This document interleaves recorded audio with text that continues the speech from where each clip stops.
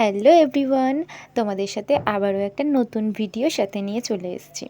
কি ভাবছো তো যে আমরা দুজন আবার কোথায় যাচ্ছি ঘুরুঘুরু করতে? না, আমরা আর কোথাও ঘুরুঘুরু করতে যাচ্ছি না আজকে। তোমরা সবাই জানো যে সামনেই গোপাল পুজো, তাই আমরা আমার বাড়ির ছোট্ট গোপুর জন্য একটা জামা কিনতে যাচ্ছি। আর এখানে এত সুন্দর সুন্দর জামার কালেকশন দেখে আমি তো ভেবেই পাচ্ছি না যে কোনটা ছেড়ে কোনটা নেব। আর ফাইনালি একটা জামা ভীষণ পছন্দ হয়, তারপর সেটা নিয়ে চলে এসেছিলাম এই ঝালমুড়ির দোকানে। আর গোপাল পুজোর দিন গোপালকে জামাটা পরিয়ে তারপর তোমাদের সাথে শেয়ার করবো যে ওকে কেমন লাগছে। তো যাই হোক, আমরা বাইরে বেরিয়েছি, আর কিছু খাবো না তা কি হয়।